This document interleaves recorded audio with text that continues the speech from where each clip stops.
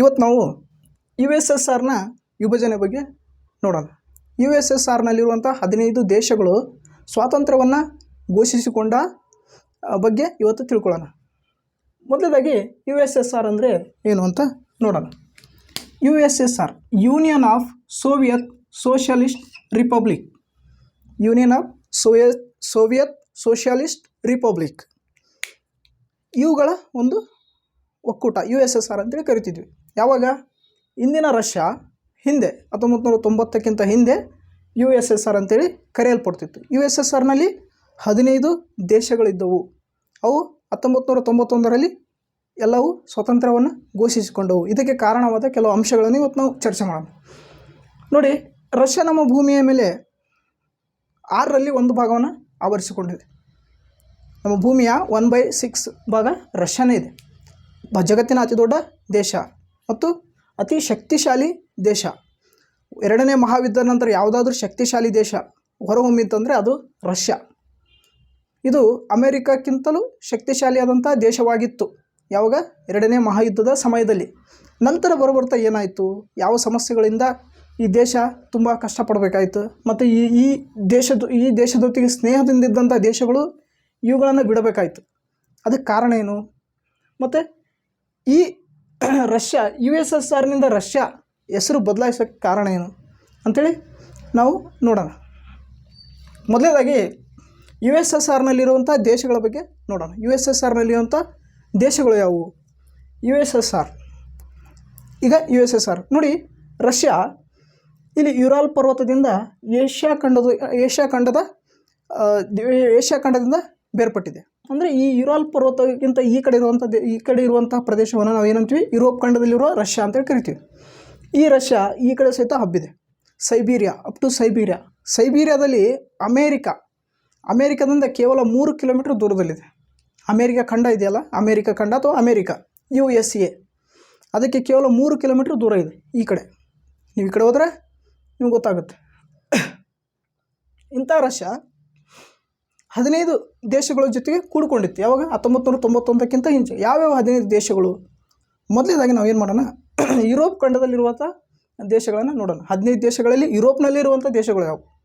ಮೊದಲನೇದಾಗಿ Russia, Estonia, ಲ್ಯಾಟ್ವಿಯಾ, Lithuania, ಈ 3 ದೇಶಗಳು. ಜೊತೆಗೆ ಬೆಲರಸ್ ಮತ್ತು ಉಕ್ರೇನ್ ಮತ್ತು ಇಲ್ಲಿ ಮಾಲ್ಡೋವಾ ಇದೆ ನೋಡಿ, ಇದು ಮಾಲ್ಡೋವಾ. ಈ ದೇಶಗಳೇನಿದೆಯಲ್ಲ, ಯುರೋಪ್ ದೇಶಗಳು ರಷ್ಯಾದೊಂದಿಗೆ ಕೂಡ್ಕೊಂಡಿದ್ವು. ಯಾವಾಗ? ಯು ಎಸ್ ಎಸ್ ಆರ್ ಸಮಯದಲ್ಲಿ. ಮತ್ತು ಏಷ್ಯಾ ಖಂಡದ ದೇಶಗಳು ಸಹಿತ ರಷ್ಯಾದೊಂದಿಗೆ ಕೂಡ್ಕೊಂಡಿದ್ದು. ಯಾವಾಗಂದರೆ 1900ಕ್ಕಿಂತ ಮೊದಲು ಯು ಎಸ್ ಎಸ್ ಆರ್ ಅಸ್ತಿತ್ವದಲ್ಲಿದ್ದಾಗ.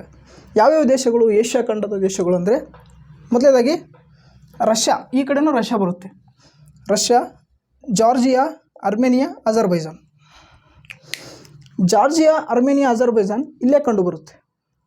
ಆದ್ದರಿಂದ ನಾನು ಇಲ್ಲೇ ಬರ್ತೀನಿ. ಇದು ಏಷ್ಯಾ ಖಂಡದ ದೇಶಗಳು. ನಂತರ ಈ ಕಡೆ ಬಂದು ಅಂದರೆ ಈ ಜಾರ್ಜಿಯಾ, ಅರ್ಮೇನಿಯಾ, ಅಜರ್ಬೈಜಾನ್ನ ಆ ಕಡೆ ಈ ದೇಶಗಳು ಕಂಡು ಬರ್ತವೆ. ಯಾವುದು? Kazakhstan, Kyrgyzstan, Tajikistan, ತುರ್ಕಮೆನಿಸ್ತಾನ್, Uzbekistan. ಈ ದೇಶಗಳಲ್ಲಿ ಏಷ್ಯಾ ಖಂಡದ ದೇಶಗಳು. ಇವುಗಳು ಸಹಿತ ಯು ಎಸ್ ಎಸ್ ಆರ್ನ ಭಾಗವಾಗಿದ್ದವು. ಯು ಎಸ್ ಎಸ್ ಆರ್ ಅಂದರೆ ಗೊತ್ತಾಯ್ತಲ್ವ? ಯು ಎಸ್ ಎಸ್ ಆರ್ 15 ದೇಶಗಳ ಒಂದು ಒಕ್ಕೂಟ.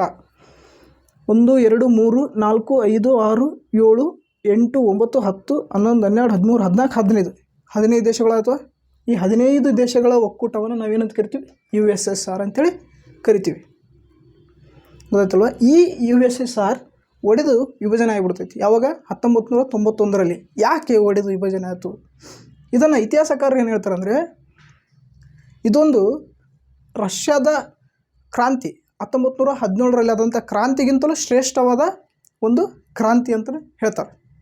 ಯಾಕಂದರೆ ಇಲ್ಲಿ ಜನಗಳ ಅಂದರೆ ತನ್ನದೇ ದೇಶ ಜನಗಳು ತನ್ನದೇ ಸರ್ಕಾರದ ವಿರುದ್ಧ ಹೋರಾಡಿ ಗೆದ್ದಂಥ ಒಂದು ಕ್ರಾಂತಿ. ಅಂದರೆ ಯಾವುದೇ ರೀತಿಯ ಸಾವು ನೋವುಗಳಿಲ್ಲ, ಒಂದು ಶಾಂತಿಯುತವಾದ ಒಂದು ಕ್ರಾಂತಿ. ಅಭಿವ್ಯಕ್ತಿ ಸ್ವಾತಂತ್ರ್ಯ ಮತ್ತು ಸ್ವಾತಂತ್ರ್ಯಕ್ಕೆ ಸಿಕ್ಕಂಥ ಒಂದು ದೊಡ್ಡ ಕೊಡುಗೆ ಅಂಥೇಳಿ ಹೇಳ್ಬೋದು. ಇಂತಹ ರಷ್ಯಾ, ಇದರ ಇತಿಹಾಸವನ್ನು ಒಂಚೂರು ನೋಡೋಣ. ಮೊದಲನೇದಾಗಿ ರಷ್ಯಾ ಕ್ರಾಂತಿ ಆಗುತ್ತೆ. ನಾವು ರಷ್ಯಾ ಕ್ರಾಂತಿಯಿಂದ ಇದರ ಪ್ರಾರಂಭ ಮಾಡೋಣ. ರಷ್ಯಾ ಕ್ರಾಂತಿ ಯಾವಾಗ ಆಗುತ್ತೆ ಅಂದರೆ 1917ರಲ್ಲಿ ರಷ್ಯಾ ಕ್ರಾಂತಿ ಆಗುತ್ತೆ. ರಷ್ಯಾ ಕ್ರಾಂತಿ ಯಾಕಾಗುತ್ತೆ ನೋಡಿ. ರಷ್ಯಾ ಕ್ರಾಂತಿ ಆಗಕ್ಕೆ ಪ್ರಮುಖ ಕಾರಣ ಏನಂದರೆ ಜಾರ್ ನಿಕೋಲಸ್ ಮತ್ತು ಅವನ ಮಂತ್ರಿ ರಾಸ್ಪುಟಿನ್ ಇವರ ದುರಾಡಳಿತವನ್ನು ಸಹಿಸಿಕೊಳ್ಳಾದ ಜನ ಆ ರಾಜನ ವಿರುದ್ಧ ಏನು ಮಾಡ್ತಾರೆ, ಒಂದು ಕ್ರಾಂತಿ ಮಾಡ್ತಾರೆ. ಅದಕ್ಕೆ ಬೋಲ್ಶೆವಿಕ್ ಕ್ರಾಂತಿ ಅಂತ ಕರೀತಾರೆ. ಬೋಲ್ಶೆವಿಕ್ ಕ್ರಾಂತಿ. ಅದರ ನಾಯಕ ಯಾರು? ಲೆನಿನ್ ಅದರ ನಾಯಕ ಆಗಿರ್ತಾನೆ. ಆ ಬೋಲ್ಶೆವಿಕ್ ಕ್ರಾಂತಿಯಲ್ಲಿ ಏನಾಗುತ್ತೆ, ಲೆನಿನ್ಗೆ ಜಯವಾಗುತ್ತೆ. ಆ ಕ್ರಾಂತಿಯಲ್ಲಿ ಲೆನಿನ್ ಜಾರ್ ಆಡಳಿತ ಕೊನೆಗೊಳ್ಳುತ್ತೆ. ಎರಡನೇ ನಿಕೋಲಸ್ನ ಅಂತ್ಯವಾಗುತ್ತೆ. ಅಂತ್ಯವಾದ ಕೂಡಲೇ ರಷ್ಯಾ ಸ್ವತಂತ್ರವಾಗುತ್ತೆ. ಸ್ವತಂತ್ರವಾಗಿ ಲೆನಿನ್ ಏನು ಮಾಡ್ತಾನೆ, 1917ರಿಂದ ಹಿಡಿದು 1922ರವರೆಗೆ ಏನು ಮಾಡ್ತಾನೆ, ರಷ್ಯಾದಲ್ಲಿ ಕಮ್ಯುನಿಸ್ಟನ್ನು ಒಗ್ಗೂಡಿಸಿ ಅಂದರೆ ಕಮ್ಯುನಿಸ್ಟ್ ಆಡಳಿತವನ್ನು ಒಗ್ಗೂಡಿಸಿ ಏನು ಮಾಡ್ತಾನೆ, ಕಮ್ಯುನಿಸ್ಟ್ ಪದ್ಧತಿಯನ್ನು ಜಾರಿಗೆ ತರ್ತಾನೆ, ಕಮ್ಯುನಿಸ್ಟ್ ಸಿದ್ಧಾಂತವನ್ನು ಜಾರಿಗೆ ತರ್ತಾನೆ. ಕಮ್ಯುನಿಸ್ಟ್ ಸಿದ್ಧಾಂತ ಇದ್ರ ಬಗ್ಗೆ ನಾನು ಮುಂದೆ ಹೇಳ್ತೇನೆ. ನಂತರ ಲೆನಿನ್ ಏನು ಮಾಡ್ತಾನೆ, 1922ರಲ್ಲಿ ರಷ್ಯಾದ ಅಧ್ಯಕ್ಷ ಆಗ್ತಾನೆ. 1922ರಲ್ಲಿ ರಷ್ಯಾದ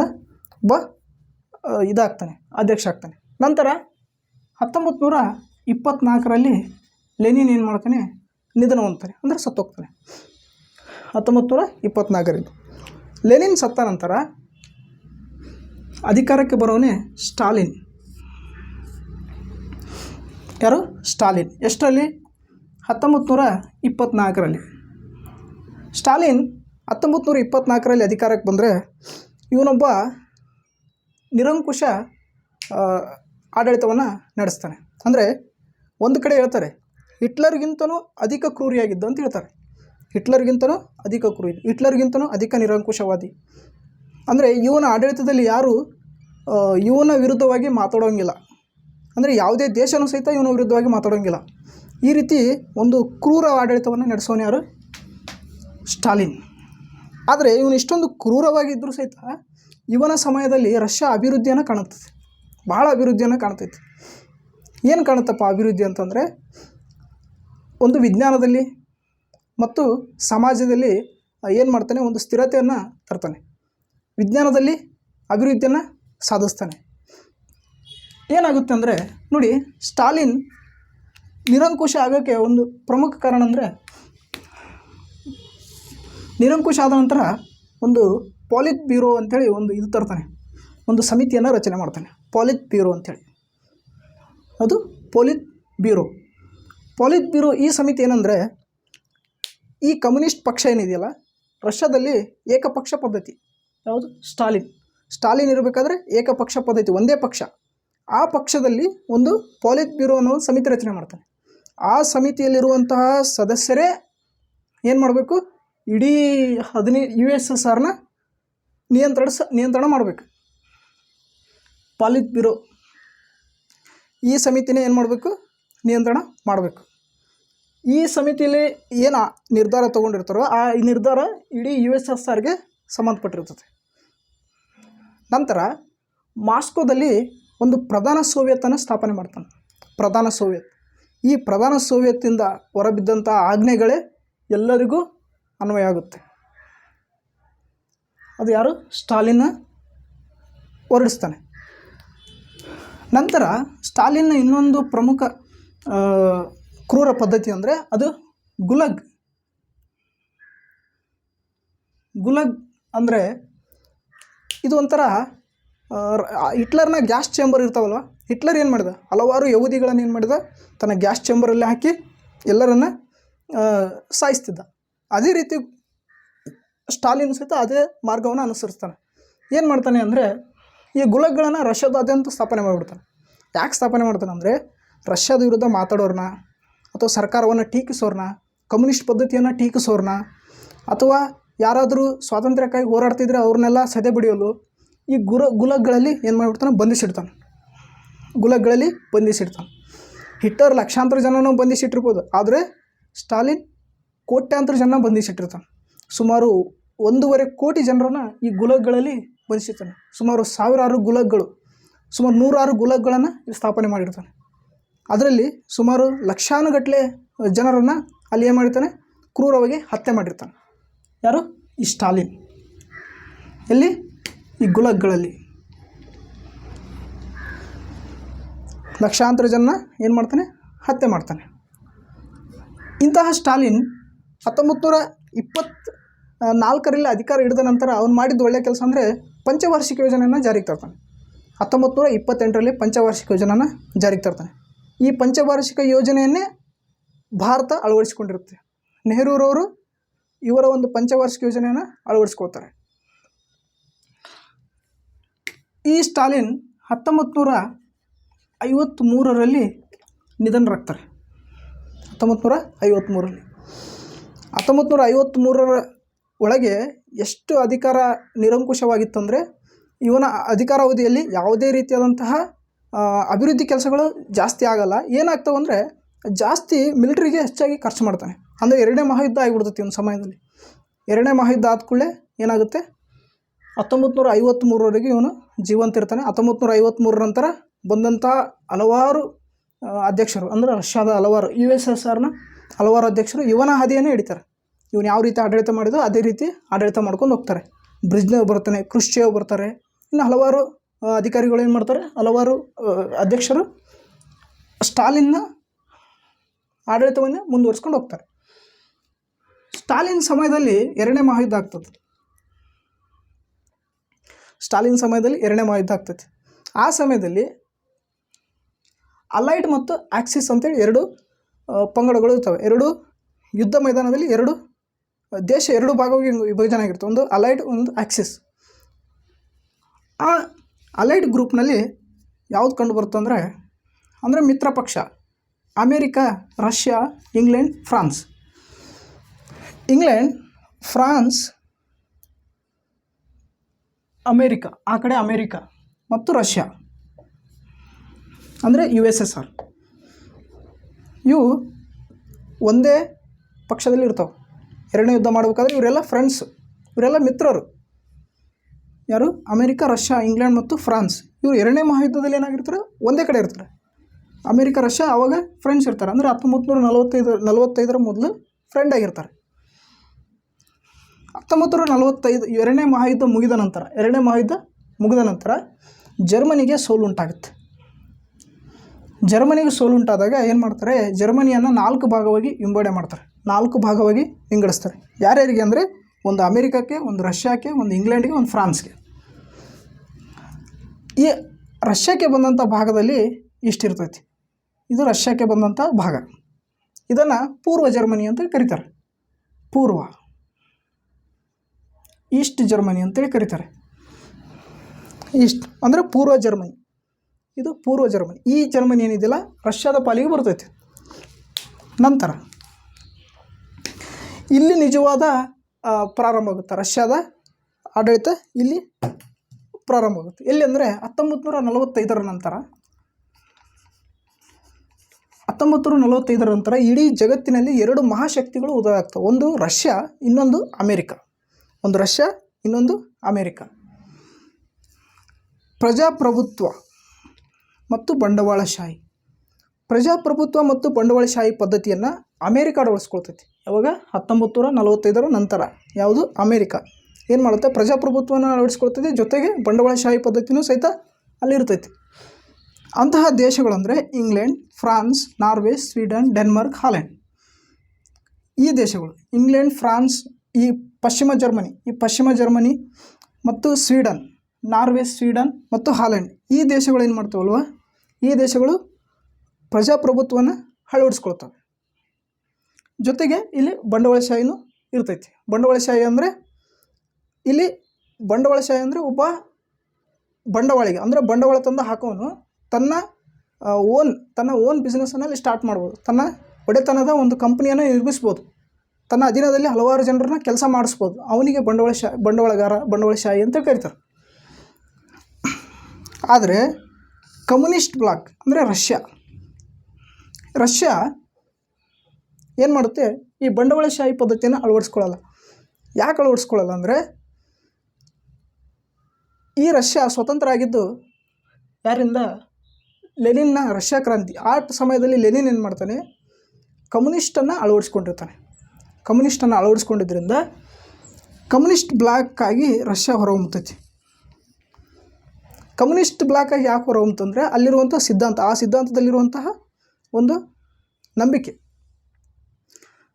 ನಮ್ಮ ಇಡೀ ಜಗತ್ತಿನಲ್ಲಿ ಎರಡು ಕ್ರಾಂತಿಗಳಾಗ್ತವೆ. ಒಂದು ಫ್ರಾನ್ಸ್ ಕ್ರಾಂತಿ, ಇನ್ನೊಂದು ರಷ್ಯಾ ಕ್ರಾಂತಿ. ಫ್ರಾನ್ಸ್ ಕ್ರಾಂತಿಯ ನೀವು ಸಿದ್ಧಾಂತವನ್ನು ನೋಡ್ರಿ. ಫ್ರಾನ್ಸ್ ಕ್ರಾಂತಿ ಆಗಿದ್ದು ಸಮಾನತೆ, ಸಾಮಾಜಿಕ ದೃಷ್ಟಿಯಿಂದ, ಒಂದು ಸಾಮಾಜಿಕ. ರಷ್ಯಾ ಕ್ರಾಂತಿ ಆಗಿದ್ದು ಆರ್ಥಿಕ ದೃಷ್ಟಿಯಿಂದ. ಸಮಾನತೆ, ಸಹೋದರತೆ, ಸ್ವಾತಂತ್ರ್ಯ ಇದು ಫ್ರಾನ್ಸ್ ಕ್ರಾಂತಿಯ ತತ್ವ. ಆದರೆ ಇಲ್ಲಿ ರಷ್ಯಾ ಕ್ರಾಂತಿಯಲ್ಲಿ ಆಗಿದ್ದು ಎಲ್ಲರಿಗೂ ಸಮಾನ ಅವಕಾಶ. ಅಂದರೆ ಕಾರ್ಮಿಕರಲ್ಲಿ ದುಡಿಯುವಂಥ, ರಷ್ಯಾದಲ್ಲಿ ದುಡಿಯುವಂಥ ಕಾರ್ಮಿಕರಿಗೆ ಸಮಾನವಾದ ವೇತನ ಮತ್ತು ಅವರಿಗೆ ಉದ್ಯೋಗ ಮತ್ತು ಅಲ್ಲಿರುವಂತಹ ಒಂದು ಆರ್ಥಿಕ ಪರಿಸ್ಥಿತಿಯ ಅನುಗುಣವಾಗಿ ರಷ್ಯಾ ಕ್ರಾಂತಿ ಆಗುತ್ತೆ. ಆದ್ದರಿಂದ ರಷ್ಯಾ ಕ್ರಾಂತಿಗೆ ಅವಶ್ಯಕವಾಗಿ ಬೇಕಾಗಿದ್ದು ಕಮ್ಯುನಿಸ್ಟ್ ಸಿದ್ಧಾಂತವಾಗಿರುತ್ತೆ ಆ ಸಮಯದಲ್ಲಿ. ಅದಕ್ಕಾಗಿ ಲೆನಿನ್ ಏನು ಮಾಡ್ತಾನೆ, ಕಮ್ಯುನಿಸ್ಟ್ ಸಿದ್ಧಾಂತವನ್ನು ಅಳವಡಿಸ್ಕೊಳ್ತಾನೆ. ಬಟ್ ಫ್ರಾನ್ಸಿಗೆ ಏನು ಬೇಕು? ಫ್ರಾನ್ಸಿನ ಆರ್ಥಿಕತೆ ಬೇಕಾಗಿಲ್ಲ. ಫ್ರಾನ್ಸಿಗೆ ಏನು ಬೇಕು? ಸಮಾನತೆ, ಸ್ವಾತಂತ್ರ್ಯ ಮತ್ತು ಸಹೋದರತೆ, ಈ ರೀತಿಯಾಗಿ ತತ್ವಗಳನ್ನು ಅಳವಡಿಸ್ಕೊಂಡು ಅದು ಸ್ವತಂತ್ರ ಆಗಿರ್ತೈತಿ. ಬಟ್ ರಷ್ಯಾದ್ದು ಆರ್ಥಿಕ ಕಾರಣ ಆಗಿರ್ತೈತಿ. ಆದ್ದರಿಂದ ಏನು ಮಾಡ್ತೈತಿ, ಕಮ್ಯುನಿಸ್ಟನ್ನು ಅಳವಡಿಸ್ಕೊಳ್ತೈತಿ. ಕಮ್ಯುನಿಸ್ಟ್ ಅಳವಡಿಸ್ಕೊಂಡ ರಷ್ಯಾ, ಇದರ ಜೊತೆಗೆ ರಷ್ಯಾ ಜೊತೆಗೆ ಯಾವ ಬರ್ತಾವೆ ಅಂದರೆ ಕ್ಯೂಬಾ, ಚೀನಾ, ಉತ್ತರ ಕೊರಿಯಾ, ಉತ್ತರ ವಿಯೆಟ್ನಾಂ, ಜೊಕೋಸ್ಲಾವಿಯಾ, ಪೋಲೆಂಡ್, ಹಂಗೇರಿ ಮತ್ತು ಪೂರ್ವ ಜರ್ಮನಿ. ನೋಡಿ, ಕ್ಯೂಬಾ ಅಮೆರಿಕ ಖಂಡದಲ್ಲಿ ಕಂಡುಬರುತ್ತೆ, ಚೀನಾ ಏಷ್ಯಾ ಖಂಡದಲ್ಲಿ ಕಂಡುಬರುತ್ತೆ, ಉತ್ತರ ಕೊರಿಯಾ ಏಷ್ಯಾ ಖಂಡ, ಉತ್ತರ ವಿಯೆಟ್ನಾಂ ಏಷ್ಯಾ ಖಂಡ, ಜೊಕೋಸ್ಲಾವಿಯಾ ಇಲ್ಲಿದೆಯಲ್ಲ ಇದು ಜಕ್ ರಿಪಬ್ಲಿಕ್ ಮತ್ತು ಇವು ಮೊದಲು ಕೂಡ್ಕೊಂಡಿದ್ವು. ಆಮೇಲೆ 1993ರಲ್ಲಿ ಇವು ಡಿವೈಡ್ ಆದವು. ಜೊಕೋಸ್ಲಾವಿಯಾ ಇದು ರಷ್ಯಾ ಜೊತೆಗೆ ಬರ್ತೈತಿ. ಪೋಲೆಂಡ್ ಇದು ಪೋಲೆಂಡ್, ಹಂಗೇರಿ ಇದು ಹಂಗೇರಿ, ಪೂರ್ವ ಜರ್ಮನಿ ಇದು ಈಸ್ಟ್ ಜರ್ಮನಿ. ಇವೇನಿದೆಯಲ್ಲ ಇದಕ್ಕೆ ಏನಂತಾರೆ ಅಂದರೆ ಕಮ್ಯುನಿಸ್ಟ್ ಬ್ಲಾಕ್ ಅಂತಾರೆ. Communist bloc. ಈ ಕಡೆದು ಏನಿದೆಯಲ್ಲ ಕ್ಯಾಪಿಟಲಿಸ್ಟ್, ಬಂಡವಾಳಶಾಹಿ ಮತ್ತು ಪ್ರಜಾಪ್ರಭುತ್ವವನ್ನು ಅಳವಡಿಸಿಕೊಂಡಂಥ ದೇಶಗಳು. ಈ ರೀತಿಯಾಗಿ 1945 ನಂತರ ಎಲ್ಲ ಇಡೀ ಜಗತ್ತಿನ ದೇಶಗಳು ವಿಭಾಗ ಆಗಿರ್ತವೆ. ಈ ರೀತಿಯಾಗಿ ವಿಭಜನೆ ಆದಂಥ ಈ ದೇಶ, ಒಂದು ಅಮೇರಿಕದ ಬಂಡವಾಳಶಾಹಿ, ಕಮ್ಯುನಿಸ್ಟ್ನ ರಷ್ಯಾ. ಅಮೇರಿಕ ಮತ್ತು ರಷ್ಯಾಗಳು ಈ ರೀತಿಯಾಗಿ ವಿಭಜನೆ ಆದಾಗ ಸಾಮಾನ್ಯವಾಗಿ ಇಬ್ಬರ ನಡುವೆ ಏನಾಗುತ್ತೆ, ಒಂದು ಸಮರ ಏರ್ಪಡುತ್ತೆ. ಆ ಸಮರ ಕಣ್ಣಿಗೆ ಕಾಣೋದಿಲ್ಲ. ಅಂತಹ ಸಮರವನ್ನು ಏನು ಮಾಡ್ತೀವಿ ನಾವು, ಶೀತಲ ಸಮರ ಅಂತೇಳಿ ಕರಿತೀವಿ. ಯಾಕೆ ಜಗಳ ಆಡಬೇಕು? ಅವರು ಕಮ್ಯುನಿಸ್ಟ್ ಆದರೆ ಅವರು ಇರ್ತಾರೆ, ಬಂಡವಾಳಶಾಹಿ ಆದರೆ ಇವರು ಇರ್ತಾರೆ ಅಂತ. ಹಾಗಿರಲ್ಲ. ಏನು ಗೊತ್ತಾ, ಈಗ ಯಾವುದೇ ಸರ್ಕಾರ ಆಗಲಿ, ಆ ಸರ್ಕಾರ ಅಸ್ತಿತ್ವಕ್ಕೆ ಬರುತ್ತಂದರೆ ಅದರ ಹಿಂದುಗಡೆ ಒಂದು ತತ್ವ, ಒಂದು ಸಿದ್ಧಾಂತ ಇರ್ತೈತಿ. ಏನು ಸಿದ್ಧಾಂತ? ಸಮಾಜವಾದಿ ಸಿದ್ಧಾಂತ ಆಗಲಿ ಅಥವಾ ಬಂಡವಾಳಶಾಹಿ ಸಿದ್ಧಾಂತವಾಗಲಿ, ಸಮಾಜವಾದಿ ಸಿದ್ಧಾಂತ ಏನು ಮಾಡುತ್ತೆ ಅಂದರೆ ಅಲ್ಲಿ ಸಮಾನತೆಯನ್ನು ಸಾಧಿಸೋಕ್ಕೆ ಪ್ರಯತ್ನ ಪಡ್ತೈತಿ. ಬಂಡವಾಳಶಾಹಿ ಸಿದ್ಧಾಂತ ಏನು ಮಾಡ್ತೈತಿ, ಬಂಡವಾಳ ಅಂದರೆ ಒಂದು ಕಂಪನಿ, ಒಬ್ಬ ಅದಕ್ಕೆ ಲೀಡರ್ ಇರ್ತಾನೆ. ಅವನು ಏನು ಮಾಡ್ತಾನೆ, ಅಕಸ್ಮಾತ್ ಸಮಾಜವಾದಿ ಏನಾರು ನಮ್ಮ ಕಡೆ ಬಂದರೆ ನಮ್ಮ ಆಡಳಿತ ಇರೋದಿಲ್ಲ, ನಾವು ಬಡವರಾಗಿ ಹೋಗ್ತೀವಿ ಅಂತ ಒಂದು ಕಾನ್ಸೆಪ್ಟ್ ಇರುತ್ತೆ. ಅಥವಾ ಸಮಾಜವಾದಿಯಲ್ಲಿ ಬಂಡವಾಳಶಾಹಿಗಳು ಬಂದುಬಿಟ್ರೆ ನಾವೆಲ್ಲ ಅವ್ರ ಪರವಾಗಿ ಕೆಲಸ ಮಾಡಬೇಕಾಗುತ್ತೆ, ನಾವೆಲ್ಲ ಬಡವರಾಗಿ ಉಳಿತೀವಿ, ಶ್ರೀಮಂತರಾಗಿ ಉಳಿತಾರೆ ಅಂತ ಅವ್ರ ಕಾನ್ಸೆಪ್ಟ್ ಇರ್ತೈತಿ. ಒಬ್ರಿಗೊಬ್ರಿಗೆ ಭಯ ಇರ್ತೈತಿ. ಅಂದರೆ ಸಮಾಜವಾದಿ ತೆಗೆದುಬಿಟ್ರೆ ನಾವು ಬಡವರಾಗ್ತೀವಿ ಅನ್ನೋ ಅವ್ರ ಸಿದ್ಧಾಂತ ಇರ್ತೈತಿ. ಈ ಕಡೆ ಬಂಡವಾಳಶಾಹಿಗಳಿಗೆ ಒಂದು ತಲೆಯಲ್ಲಿ ಇರ್ತೈತಿ, ಅಕಸ್ಮಾತ್ ಸಮಾಜವಾದಿ ಬಂದುಬಿಟ್ರೆ ನಾವೆಲ್ಲ ಎಲ್ಲರಿಗೂ ಸಮಾನವಾದ ಹಕ್ಕು ಕೊಡಬೇಕಾಗುತ್ತೆ ಅನ್ನೋದು ಇವ್ರದ್ದೊಂದು ತಲೆಯಲ್ಲಿ ಒಂದು ಇರ್ತೈತಿ. ಈ ಸಿದ್ಧಾಂತಗಳ ನಡುವೆ ಒಂದು ಸಮರ ಏರ್ಪಡ್ತೈತಿ. ನಂತರ ಏನು ಮಾಡ್ತಾರೆ, 1961ರಲ್ಲಿ ಬರ್ಲಿನ್ ಗೋಡೆಯನ್ನು ನಿರ್ಮಾಣ ಮಾಡ್ತಾರೆ. ಈ ರೀತಿಯಾಗಿ ಒಂದು ಸಮರ ಇರಬೇಕಾದ್ರೆ ಏನು ಮಾಡ್ತಾರೆ, 1961ರಲ್ಲಿ ಈ ಬರ್ಲಿನ್ ಗೋಡೆಯನ್ನು ನಿರ್ಮಾಣ ಮಾಡ್ತಾರೆ. ಇಲ್ಲಿ ಬರ್ಲಿನ್ನಲ್ಲಿ ಬರ್ಲಿನ್ ಗೋಡೆ ನಿರ್ಮಾಣ. ಯಾಕಂದರೆ ಈ ಕಡೆ ಬಂಡವಾಳಶಾಹಿ, ಈ ಕಡೆ ಕಮ್ಯುನಿಸ್ಟ್ ಅಥವಾ ಈ ಕಡೆ ಪ್ರಜಾಪ್ರಭುತ್ವ, ಈ ಕಡೆ ಸೋಷಲಿಸ್ಟ್ ಅಂದರೆ ಕಮ್ಯುನಿಸ್ಟ್ ಪಕ್ಷ. ಈ ರೀತಿಯಾಗಿ ವಿಭಜನೆ ಆಗಿರುತ್ತೆ. ಒಂದೇ ದೇಶದಲ್ಲಿ ಒಂದು ಗೋಡೆಯನ್ನು ನಿರ್ಮಾಣ ಮಾಡ್ತಾರೆ. ಯಾಕೆ ಗೋಡೆ ನಿರ್ಮಾಣ ಮಾಡ್ತಾರೆ ಅಂತಂದರೆ ಅದು ಒಂದು ಬೇರೆ ಟಾಪಿಕ್. ಅದ್ರ ಬಗ್ಗೆ ಹೇಳಂದರೆ ನೆಕ್ಸ್ಟ್ ನನಗೆ ಹೇಳ್ತೀನಿ, ನೀವು ಕಮೆಂಟ್ ಮಾಡಿದ್ರೆ ಹೇಳ್ತೀನಿ.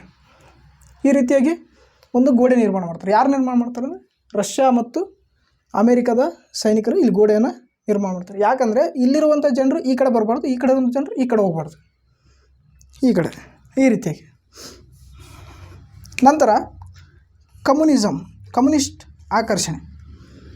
ನೋಡಿ, ಈಗ ನಾನು ಕಮ್ಯುನಿಸ್ಟ್ ಬಗ್ಗೆ ಹೇಳ್ತೇನೆ. ಒಬ್ಬ ಜರ್ಮನಿ ತತ್ವಶಾಸ್ತ್ರಜ್ಞ ಇರ್ತಾನೆ. ಅವನ ಹೆಸರು ಕಾರ್ಲ್ ಮಾರ್ಕ್ಸ್ ಅಂತೇಳಿ. ಯಾರು? Karl Marx. ಅವನೊಂದು ಬುಕ್ ಬರಿತಾನೆ, ಒಂದು ಪುಸ್ತಕ ಬರಿತಾನೆ. ಅದರ ಹೆಸರು ಕಮ್ಯುನಿಸ್ಟ್ ಮ್ಯಾನಿಫೆಸ್ಟೋ ಅಂತೇಳಿ. ಆ ಕಮ್ಯುನಿಸ್ಟ್ ಮ್ಯಾನಿಫೆಸ್ಟೋನಲ್ಲಿ ಅವನು ಒಂದು ಕಾಲ್ಪನಿಕ ಜಗತ್ತನ್ನು ರಚಿಸ್ತಾನೆ. ಆ ಕಾಲ್ಪನಿಕ ಜಗತ್ತಿನಲ್ಲಿ ಯಾರೂ ಸಹಿತ ಶ್ರೀಮಂತರಿರಬಾರ್ದು, ಯಾರೂ ಸಹಿತ ಬಡವರು ಇರಬಾರ್ದು, ಎಲ್ಲರೂ ಸಮಾನರಾಗಿರ್ಬೋದು. ಜೊತೆಗೆ ಯಾವುದೇ ಜಾತಿ ಇರಬಾರ್ದು, ಯಾವುದೇ ಧರ್ಮ ಇರಬಾರ್ದು, ಜೊತೆಗೆ ಯಾವುದೇ ಗಡಿಗಳಿರಬಾರ್ದು, ದೇಶದಲ್ಲಿ ಯಾವುದೇ ಗಡಿಗಳಿರಬಾರ್ದು, ಎಲ್ಲರೂ ಎಲ್ಲಿ ಬೇಕಾದ್ರೂ ಓಡಾಡ್ಬೋದು. ಈ ಮೂಲ ತತ್ವಗಳ ಮೇಲೆ ಆ ಸಿದ್ಧಾಂತ ರಚನೆ ಆಗಿರ್ತೈತಿ. ಆದರೆ ಈ ಸಿದ್ಧಾಂತ, ಈ ತತ್ವಗಳು ವಾಸ್ತವಿಕ ಜಗತ್ತಿನಲ್ಲಿ ಅಳವಡಿಸ್ಕೊಳ್ಳೋದು ಸ್ವಲ್ಪ ಕಷ್ಟ. ಅಸಾಧ್ಯ ಏನಂತಲ್ಲ, ಕಷ್ಟ. ಯಾಕಂದರೆ ಈ ತತ್ವಗಳೇನಿದಾವಲ್ವ, ಇದನ್ನು ಇಂಪ್ಲಿಮೆಂಟ್ ಮಾಡೋರು, ಅದನ್ನು ಅಳವಡಿಸ್ಕೊಳ್ಳೋರು ತುಂಬ ಜಾಗರೂಕರಾಗಿರ್ಬೇಕು. ನಮ್ಮ ರಷ್ಯಾದಲ್ಲಿ ಆಗಿದ್ದೇನೆಂದರೆ ಈ ತತ್ವನ ಅಳವಡಿಸ್ಕೊಳ್ತಾರೆ. ಆದರೆ ಅಲ್ಲಿರುವಂತಹ ಕೂಲಿ ಕಾರ್ಮಿಕರು, ರೈತರು ಮತ್ತು ಬಡವರು ಇವರಿಗೆ ಆಡಳಿತ ನಡೆಸೋ ಶಕ್ತಿನೇ ಇರಲ್ಲ. ಯಾವ ರೀತಿ ಆಡಳಿತ ನಡೆಸಬೇಕು ಏನು ಅವ್ರಿಗೆ ಗೊತ್ತೇ ಇರಲ್ಲ. ಆ ಸಮಯದಲ್ಲಿ ಏನು ಮಾಡ್ತಾರೆ, ಈ ಪಟ್ಟಭದ್ರ ಹಿತಾಸಕ್ತಿಗಳು ಇರ್ತಾರಲ್ಲ, ಅವ್ರು ಏನು ಮಾಡ್ತಾರೆ, ಅವರಿಂದ ಆಡಳಿತವನ್ನು ಕಸ್ಕೊಂಡ್ಬಿಡ್ತಾರೆ. ಕಸ್ಕೊಂಡು ಈ ಸಿದ್ಧಾಂತದ ಇನ್ನೊಂದು ಮುಖ, ಈ ಸಿದ್ಧಾಂತದ ಇನ್ನೊಂದು ಕ್ರೂರ ಮುಖವನ್ನು ಅಲ್ಲಿ ಇಂಟ್ರೊಡ್ಯೂಸ್ ಮಾಡ್ತಾರೆ. ಆ ರೀತಿಯಾಗಿ ಒಂದು ಸಿದ್ಧಾಂತ ತನ್ನ ಕಳೆಯನ್ನು ಕಳ್ಕೊಂಡ್ಬಿಡ್ತೈತಿ. ಈ ಕಮ್ಯುನಿಸ್ಟ್ ಆಕರ್ಷಣೆ ರಷ್ಯಾ ಕ್ರಾಂತಿಯ ನಂತರ ಎಲ್ಲರಿಗೆ ಆಕರ್ಷಣೆ ಮಾಡುತ್ತೆ. ಎಲ್ಲ ದೇಶಗಳು ಕಮ್ಯುನಿಸ್ಟನ್ನು ಒಪ್ಕೊಳ್ಳೋಕೆ ರೆಡಿ ಆಗ್ತಾವೆ. ಯಾಕೆ ಒಪ್ಕೊಳ್ತಾವೆ ಅಂದರೆ ಅಲ್ಲಿ ಯಾವುದೇ ರೀತಿಯಾದ ಅಸಮಾನತೆ ಇರಲ್ಲ, ಎಲ್ಲರೂ ಸಮಾನರು. ಹೊರಗೆ ಬಂದ್ಯಾ, ನಿಮ್ಮ ಮನೇಲಿ ನಿನ್ನ ಧರ್ಮ ಪಾಲನೆ ಮಾಡು, ನಿಮ್ಮ ಜಾತಿ ಪಾಲನೆ ಮಾಡು, ನಿನ್ನ ಶ್ರೀಮಂತ ಇದ್ದರೂ ನಿಮ್ಮ ಮನೇಲಿರು, ಹೊರಗೆ ಬಂದ್ಯಾ ಎಲ್ಲರೂ ಸಮಾನರು. ಆ ರೀತಿ ಒಂದು ಪರಿಸ್ಥಿತಿ ಇತ್ತು. ಇಂತಹ ಸಮಯದಲ್ಲಿ ಇವರೆಲ್ಲ ಈ ದೇಶಗಳು ಪೋಲೆಂಡ್, ಜೆಕೋಸ್ಲಾವಿಯಾ, ಹಂಗೇರಿ, ರೊಮೇನಿಯಾ, ಈ ರೀತಿ ಬಲ್ಗೇರಿಯಾ, ಇವೆಲ್ಲ ದೇಶಗಳು ಏನಾಯ್ತಲ್ಲ ಈ ರಷ್ಯಾಕ್ಕೆ ಸಪೋರ್ಟ್ ಮಾಡ್ತವೆ. ನಾವು ಸಹಿತ ಕಮ್ಯುನಿಸ್ಟನ್ನು ಅಳವಡಿಸ್ಕೊಳ್ತೀವಿ ಅಂಥೇಳಿ. ಈ ರಷ್ಯಾನೂ ಸಹಿತ ಈ ದೇಶಗಳಿಗೆ ಹಲವಾರು ರೀತಿಯ ಹಣಕಾಸಿನ ಸಹಾಯವನ್ನು ಮಾಡ್ತೈತಿ. ಆದರೆ ಕಾಲಾನಂತರದಲ್ಲಿ ಈ ಸಿದ್ಧಾಂತ ಅಲ್ಲಿ ಕೆಲಸ ಮಾಡೋದಿಲ್ಲ. ಯಾಕೆ ಕೆಲಸ ಮಾಡೋದಿಲ್ಲ ಅಂದರೆ, ಈಗ ನೀವೇ ಯೋಚನೆ ಮಾಡಿ, ಒಂದು ದೇಶದಲ್ಲಿ ನಾನು ಎಷ್ಟು ಕೆಲಸ ಮಾಡ್ತೀನೋ ಅವನು ಅಷ್ಟೇ ಕೆಲಸ ಮಾಡಿದ್ರೆ ಅವನಿಗೆ ಸಮಾನವಾದ ವೇತನ ಸಿಗುತ್ತೆ. ಆದರೆ ನಾನು ಕೆಲಸನೇ ಮಾಡೋದಿಲ್ಲ, ಅವನು ಕೆಲಸ ಮಾಡ್ತಾನೆ, ನನಗೂ ಅಷ್ಟೇ ಸಿಗುತ್ತೆ ದುಡ್ಡು, ಅವನಿಗೂ ಅಷ್ಟೇ ಸಿಗುತ್ತೆ. ಅಂದರೆ ನಾನು ಯಾಕೆ ಕೆಲಸ ಮಾಡಬೇಕು? ನಾನು ಕೆಲಸ ಮಾಡೋದಿಲ್ಲ, ನನಗೆ ಎಷ್ಟು ಸಿಗುತ್ತೆ, ನಿನ್ನ 100 ರೂಪಾಯಿ ಸ್ಯಾಲ್ರಿ ಅಂದರೆ ಅವನಿಗೂ 100 ರೂಪಾಯಿ ಸ್ಯಾಲ್ರಿ. ನಾನು ಕೆಲಸ ಮಾಡಲಿ ಬಿಡಲಿ, ನನ್ನ 100 ರೂಪಾಯಿ ಸ್ಯಾಲ್ರಿ ಕೊಟ್ಟೇ ಕೊಡ್ತಾರೆ. ಅವನು ದುಡ್ದು ದುಡ್ಡಲ್ಲಿ ಏನು ಮಾಡ್ತಾರೆ, ನನಗೆ ಸ್ಯಾಲ್ರಿ ಕೊಡ್ತಾರೆ. ಅಂದರೆ ಒಂದು ಸಮಾಜವಾದ ಸಿದ್ಧಾಂತ, ಕಮ್ಯುನಿಸ್ಟ್ ಸಿದ್ಧಾಂತದಲ್ಲಿ ಏನಿದೆ ಅಂದರೆ ಎಲ್ಲರಿಗೂ ಸಮಾನವಾದ ವಿತರಣೆ ಕೊಡಬೇಕು, ಎಲ್ಲರಿಗೂ ಸಮಾನವಾದ. ಈ ಒಂದು ರಷ್ಯಾದಲ್ಲಿ ಬೆಳೆದಂಥ ಎಲ್ಲ ಅಕ್ಕಿ ಬೆಳೆದ್ರೆ ಅಂತ ಇಟ್ಕೋರಿ, ಅಥವಾ ಗೋಧಿ, ಇದೆಲ್ಲ ಗೋಧಿ ಬೆಳೆದ್ರೆ ಎಲ್ಲರಿಗೂ ಸಮಾನವಾಗಿ ಹಂಚಿಕೆ ಆಗುತ್ತೆ. ನೀ ಕೆಲಸ ಮಾಡು ಬಿಡು. ಈ ರೀತಿಯಾಗಿ ಏನಾಯಿತು, ಜನ ಆಲಸ್ಯತ ನನಗೆ ಎಷ್ಟು ಬೇಕು ಅಷ್ಟೇ ಬೆಳ್ಕೊಳ್ಳೋದು, ಎಷ್ಟು ಬೆಳೆದ್ರೂ ಸರ್ಕಾರಕ್ಕೆ ಕೊಡಬೇಕು. ಇನ್ನು ಯಾಕೆ ಬೆಳೆಯೋಕೆ ಹೋಗ್ತಾರೆ? ಇದರಿಂದ ಆರ್ಥಿಕ ಪರಿಸ್ಥಿತಿ ಕುಗ್ಗಿಬಿಡ್ತೈತಿ. ಮತ್ತು ಯಾವುದೇ ರೀತಿಯಾದಂತಹ ಇನ್ವೆಸ್ಟ್ಮೆಂಟ್ ಆಗಲ್ಲ, ಹೂಡಿಕೆ ಆಗಲ್ಲ. ಅಲ್ಲಿ ಬಂಡವಾಳಶಾಹಿನೇ ಇಲ್ಲಾಂದರೆ ಹೂಡಿಕೆ ಮಾಡೋರು ಯಾರು? ಜನರೇ ಹೂಡಿಕೆ ಮಾಡಬೇಕು. ಜನರೇ ಹೂಡಿಕೆ ಮಾಡಿದ್ರು ಸಹಿತ ಅಲ್ಲಿ ಕೆಲಸ ಮಾಡೋರು ಆಸಕ್ತಿ ಇರಲ್ಲ. ಈ ರೀತಿಯಾಗಿ ಕಮ್ಯುನಿಸ್ಟ್ ಸಿದ್ಧಾಂತ ತನ್ನ ಕಳೆಯನ್ನು ಕಳ್ಕೊಳ್ತೈತಿ. ನಂತರ ಪ್ರಮುಖವಾಗಿ USSR ವಿಭಜನೆಗೆ ಕಾರಣ ಅಂದರೆ, ಇಷ್ಟು ಗಂಟೆ ಹೇಳಿದ್ದು ನಾನು ರಷ್ಯಾದ ಇತಿಹಾಸದಲ್ಲಿ ಏನಾಯಿತು ಇಷ್ಟೆಲ್ಲ ಹೇಳಿದೆ. ನಂತರ ಕಮ್ಯುನಿಸ್ಟ್ ಸಿದ್ಧಾಂತದ ದೌರ್ಬಲ್ಯನ ಹೇಳಿದೆ, ಏನು ಪ್ರಾಬ್ಲಮ್ ಆಗುತ್ತೆ ಅಂತೇಳಿ. ಇದರ ಜೊತೆಗೆ ಕಮ್ಯುನಿಸ್ಟ್ ಸಿದ್ಧಾಂತದ ದೌರ್ಬಲ್ಯ ಜೊತೆಗೆ ಏನಾಗುತ್ತೆ, ಆರ್ಥಿಕ ಕುಸಿತ ಆಗುತ್ತೆ. ಆರ್ಥಿಕ ಕುಸಿತ ಯಾಕಾಗುತ್ತೆ ಅಂದರೆ, ನೋಡಿ ರಷ್ಯಾ ನೀವು ನೋಡಿ, ಜಗತ್ತಿನ ಮೊದಲ ಉಪಗ್ರಹ ಉಡಾವಣೆ ಮಾಡಿದ್ದು ರಷ್ಯಾ, ಜಗತ್ತಿನ ಮೊದಲ ಮಾನವ ಅಂತರಿಕ್ಷಕ್ಕೆ ಹೋಗಿದ್ದು ರಷ್ಯಾ, ಜಗತ್ತಿನ ಮೊದಲ ಪ್ರಾಣಿ ಲೈಕಾ ಅಂತರಿಕ್ಷಕ್ಕೆ ಹೋಗಿದ್ದು ರಷ್ಯಾದ್ದೇ. ಈ ರೀತಿಯಾಗಿ ರಷ್ಯಾ ಅಂತರಿಕ್ಷದಲ್ಲಿ ಅತಿ ಹೆಚ್ಚು ಸಾಧನೆ ಮಾಡ್ತೈತಿ. ಈ ರೀತಿ ಅಂತರಿಕ್ಷಕ್ಕೆ ಅತಿ ಹೆಚ್ಚು ದುಡ್ಡು ಬಳಸೋದ್ರಿಂದ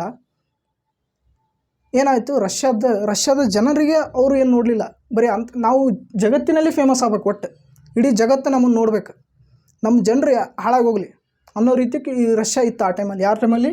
ಸ್ಟಾಲಿನ್ ಸಮಯದಲ್ಲಿ ರಷ್ಯಾ ಬರೀ ಬಾಹ್ಯಾಕಾಶಕ್ಕೆ ಹೋಗೋದು, ಇಡೀ ಜಗತ್ತಿಗೆ ತಿಳಿಸೋದು ನಾವು ಎಷ್ಟು ಮುಂದಿದ್ದೀವಿ ಅಂಥೇಳಿ.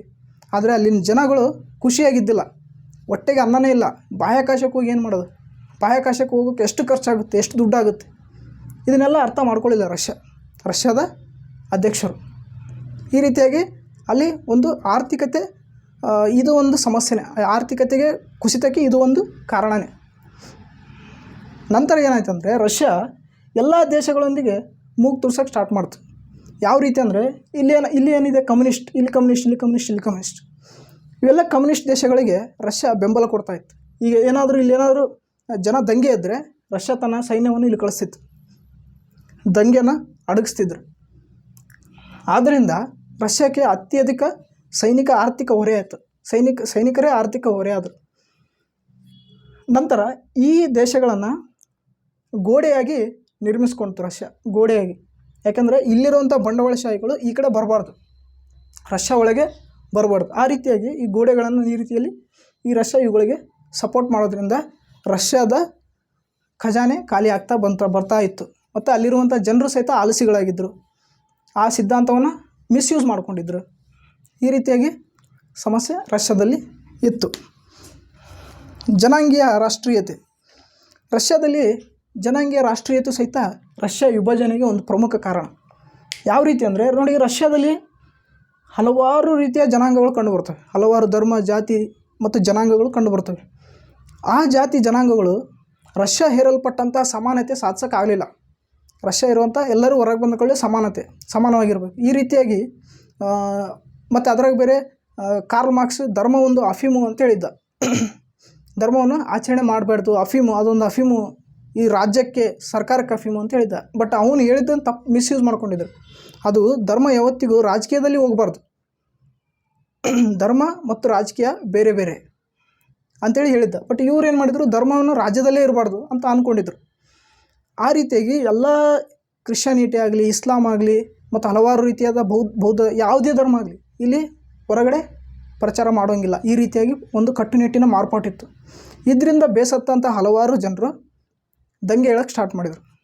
ಏನಂದರೆ ಈ ಕಜಿಕಿಗಳು, ಕಿರ್ಗಿಗಳು, ತಜಿಗಳು ಮತ್ತು ತುರ್ಕಿಗಳು ಮತ್ತು ಉಜ್ಬೇಕಿಗಳು ಇವ್ರೇನು ಮಾಡಿದರು, ನಮಗೆ ಸ್ವಂತ ದೇಶ ಬೇಕು ಅನ್ನೋ ಒಂದು ಕೂಗು ನಿಧಾನವಾಗಿ ಏರ್ಸೋಕ್ಕೆ ಸ್ಟಾರ್ಟ್ ಮಾಡಿದರು. ಆದರೆ ಈ ಕೂಗಿಗೆ ಅಲ್ಲಿ ಬೆಲೆ ಇರಲಿಲ್ಲ. ಯಾಕಂದರೆ ಅಲ್ಲಿ ಎಲ್ಲ ರೀತಿಯ ಸ್ವಾತಂತ್ರ್ಯಗಳು ಹತ್ತಿಕ್ಕಲಾಗಿತ್ತು. ಜೊತೆಗೆ ಏಕಪಕ್ಷದ ದೌರ್ಬಲ್ಯ ಅಂದರೆ ರಷ್ಯಾದಲ್ಲಿ ಒಂದೇ ಪಕ್ಷ, ಒಂದು ಕಮ್ಯುನಿಸ್ಟ್ ಪಕ್ಷ. ಆ ಒಂದೇ ಪಕ್ಷದಲ್ಲಿರುವಂಥ ಸದಸ್ಯರೇ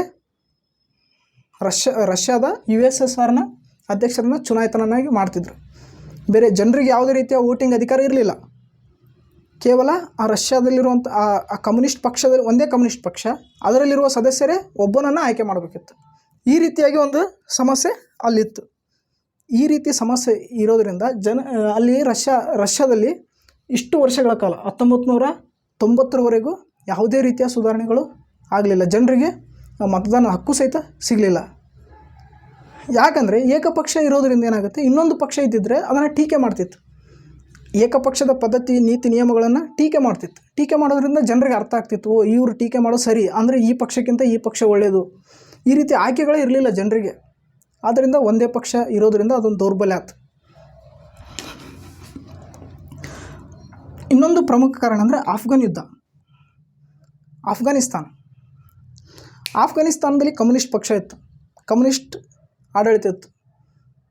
1990ಕ್ಕಿಂತ ಮೊದಲು ಕಮ್ಯುನಿಸ್ಟ್ ಆಡಳಿತ ಇತ್ತು. ಆ ಕಮ್ಯುನಿಸ್ಟ್ ಆಡಳಿತ ಬೇಡ ಅಂಥೇಳಿ ಒಂದು ಸಂಘಟನೆ, ಮುಜಾಹಿದ್ ಸಂಘಟನೆ ಅಂತೇಳಿ ಒಂದಿತ್ತು, ಮುಜಾಹಿದ್ ಸಂಘಟನೆ. ಈ ಸಂಘಟನೆ ಏನಾಯಿತು, ಕಮ್ಯುನಿಸ್ಟ್ ಆಡಳಿತದ ವಿರುದ್ಧ ದಂಗೆ ಹೇಳ್ತು. ಯಾವುದು? ಮುಜಾಹಿದ್ ಸಂಘಟನೆ ರಷ್ಯಾದ ವಿರುದ್ಧ ದಂಗೆ ಏಳ್ತು. ಯಾವುದು? USSRನ ವಿರುದ್ಧ ದಂಗೆ ಏಳ್ತು. ಈ ದಂಗೆ 1979ರಲ್ಲಿ ದಂಗೆ ಎದ್ದು. ಯಾವುದು? ಮುಜಾಹಿದ್ ಸಂಘಟನೆ. ಇಲ್ಲಿ ಆಫ್ಘಾನಿಸ್ತಾನದಲ್ಲಿ.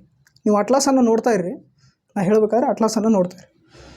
1979ರಲ್ಲಿ ಆಫ್ಘಾನಿಸ್ತಾನದಲ್ಲಿ ಮುಜಾಹಿದ್ ಸಂಘಟನೆ ದಂಗೆ ಹೇಳ್ತೈತೆ. ಆ ದಂಗೆನ ಅಡಗಿಸೋಕೆ USSR ಏನು ಮಾಡ್ತೈತೆ? ತನ್ನ ಸೈನ್ಯವನ್ನು ಆಫ್ಘಾನಿಸ್ತಾನಕ್ಕೆ ಕಳಿಸ್ತೈತೆ. ಆಫ್ಘಾನಿಸ್ತಾನಕ್ಕೆ ಕಳಿಸಿದ್ರೆ 1989 ಆದರೂ ಸಹಿತ ಆ ದಂಗೆ ಅಡಗೋದಿಲ್ಲ, ಅದು ನಡೀತಾನೇ ಇರುತ್ತೆ ದಂಗೆ. ಇದರಿಂದ ಜನ ಏನು ಮಾಡಿದರು? ನಮ್ಮ USSRಗೆ ಶಕ್ತಿನೇ ಇಲ್ಲ. ಒಂದು ಚಿಕ್ಕ ಸಂಘಟನೆಯನ್ನು ದಮನ ಮಾಡೋಕ್ಕಾಗದೇ ಇರೋ ಈ USSR ಇನ್ನೇನು ಅಮೇರಿಕ ಜೊತೆಗೆ ಯುದ್ಧ ಮಾಡುತ್ತೆ ಅಂಥೇಳಿ ಎಲ್ಲ ದೇಶಗಳು ಹೊರಗೆ ಹೋಗೋಕ್ಕೆ ಪ್ರಾರಂಭ ಮಾಡಿದರು. ಅಂದರೆ ಸ್ವಾತಂತ್ರ್ಯದ ಕೂಗನ್ನು ಜಾಸ್ತಿ ಮಾಡಿದರು. ಒಂದು ಚಿಕ್ಕ ಸಂಘಟನೆಯನ್ನು ದಮನ ಮಾಡೋಕ್ಕಾಗಲಿಲ್ಲ. ಯಾರಿಗೆ? USSRಗೆ. 1989 10 ವರ್ಷಗಳ ಕಾಲ ಆದರೂ ಆ ಸೈನ್ಯಕ್ಕೆ ಅಷ್ಟು ಶಕ್ತಿ ಇರಲಿಲ್ಲ. ಇದು ಒಂದು ಪ್ರಮುಖ ಕಾರಣ. ಅಂತಾರಾಷ್ಟ್ರೀಯ ಮಟ್ಟದಲ್ಲಿ ದೊಡ್ಡ ಸುದ್ದಿ ಆಯಿತು ಅಫ್ಘಾನ್ ಯುದ್ಧ. ನಂತರ 1989ರಲ್ಲಿ ಹಲವಾರು ಚಳುವಳಿಗೆ ಹಾಕವು. 1989 ಈ ಸಮಯದಲ್ಲಿ 1989ರಲ್ಲಿ ಹಲವಾರು ಚಳುವಳಿಗಳು ಹಾಕವು. 1989ರಲ್ಲಿ ಹಲವಾರು ಚಳುವಳಿ. ಯಾವ್ಯಾವ ಚಳುವಳಿ? ಈಸ್ಟೋನಿಯಾ, ಲ್ಯಾಟ್ವಿಯಾ ಮತ್ತು ಲಿಥುವೇನಿಯಾ ಏನು ಮಾಡ್ತೇವೆ? ನಾವು ಸ್ವತಂತ್ರ ಅಂಥೇಳಿ ಘೋಷಣೆ ಮಾಡ್ಕೊಂಡ್ಬಿಡ್ತಾರೆ. ಈಸ್ಟೋನಿಯಾ, ಲ್ಯಾಟ್ವಿಯಾ, ಲಿಥುವೇನಿಯಾ ಮೊದಲೇನು ರಷ್ಯಾ ಜೊತೆ ಇದ್ದಿಲ್ಲವು. 1945ರಲ್ಲಿ ರಷ್ಯಾ ಆಕ್ರಮಣ ಮಾಡ್ಕೊಂಡು ಈ ದೇಶನ ವಶಪಡಿಸ್ಕೊಂಡಿತ್ತು. ಆದರೆ ಅಲ್ಲಿವರೆಗೂ ಸುಮ್ಮನಿದ್ದು. ವಶಪಡಿಸ್ಕೊಂಡಾಗ ಓಕೆ ಸರಿ ಪರವಾಗಿಲ್ಲ ಅಂಥೇಳಿ 1989ವರೆಗೂ ಸುಮ್ಮನೆ ಇದ್ದು. 89ರಲ್ಲಿ ಚಳವಳಿಗಳು ಪ್ರಾರಂಭವಾದವು. ಜೊತೆಗೆ ತುರ್ಕಿಸ್ತಾನ, ಉಜ್ಬೇಕಿಸ್ತಾನ್, ತಜಿಕಿಸ್ತಾನ್ ಈ ದೇಶಗಳು ಸಹಿತ ಸ್ವಾತಂತ್ರ್ಯ ಕೂಗನ್ನು ಜೋರು ಮಾಡಿದವು. 1989ರಲ್ಲಿ ಈ ಬರ್ಲಿನ್ ಗೋಡೆ ಇದೆಯಲ್ಲ, ಇದನ್ನು ಬೀಳಿಸಲಾಯಿತು. ಯಾಕೆ ಬೀಳಿಸಿದ್ರು ಈ ಬರ್ಲಿನ್ ಗೋಡೆ ಅಂದರೆ, ನೋಡಿ, ಈ ಕಡೆ ಜನರಿಗೆ ಬಂಡವಾಳಶಾಹಿ ಪದ್ಧತಿ ಮತ್ತು ಪ್ರಜಾಪ್ರಭುತ್ವ ಪದ್ಧತಿ ಇಲ್ಲಿತ್ತು. ಅಂದರೆ ಜನಗಳೇ ಅಲ್ಲಿರುವಂಥ ಒಬ್ಬ ವ್ಯಕ್ತಿಯನ್ನು ಆರಿಸ್ತಿದ್ರು. ಆದ್ದರಿಂದ ಇಲ್ಲಿರುವಂಥ ಜನ ಅಭಿವೃದ್ಧಿಯನ್ನು ಕಾಣ್ತಿದ್ರು. ಇಲ್ಲಿರುವಂಥ ಜನ ಅಭಿವೃದ್ಧಿನೇ ಇರಲಿಲ್ಲ ಈ ಜನಕ್ಕೆ. ಆದ್ದರಿಂದ ಈ ಜನ ಇವ್ರೇನು ಮಾಡಿದರು? ಒಟ್ಟುಗೂಡಿ ಈ ಬರ್ಲಿನ್ ಗೋಡೆಯನ್ನು ಬೀಳಿಸಿ ಒಂದಾದರು. ಈಸ್ಟ್ ಜರ್ಮನಿ ಮತ್ತು ವೆಸ್ಟ್ ಜರ್ಮನಿ ಕೂಡಿಕೊಂಡು. ಇದು ಕೂಡಿಕೊಂಡ ಸುದ್ದಿ ಎಲ್ಲದಕ್ಕೂ ಹಬ್ಬಿತ್ತು. ಹಬ್ಬಿದಾಗ ಇವರೆಲ್ಲರೂ ಸಹಿತ ಸನ್ನದ್ಧರಾದರು. ಇಷ್ಟು ಈ USSR ವಿಭಜನೆಗೆ ಮೇನ್ ಕಾರಣ. ಆದರೆ ತತ್ಕ್ಷಣದ ಕಾರಣ ಏನಂದರೆ, ಮಿಖೈಲ್ ಗೋರ್ಬಚೇವ್ ಅಧಿಕಾರಕ್ಕೆ ಬಂದಿದ್ದು. ಮಿಖೈಲ್ ಗೋರ್ಬಚೇವ್ ಅಧಿಕಾರಕ್ಕೆ ಬಂದಿದ್ದು ಒಂದು ತತ್ಕ್ಷಣದ ಕಾರಣ. ಏನಂದರೆ, ಮಿಖೈಲ್ ಗೋರ್ಬಚೇವ್ ಅಧಿಕಾರಕ್ಕೆ ಬಂದ ಮೇಲೆ ಹಲವಾರು ಸುಧಾರಣೆಗಳನ್ನು ತರ್ತಾರೆ. ಏನು ಸುಧಾರಣೆ ತರ್ತಾರೆ ಅಂದರೆ, ನೋಡಿ, ಮೊದಲಾಗಿ ಗ್ಲಾಸ್ನಾಸ್ಟ್.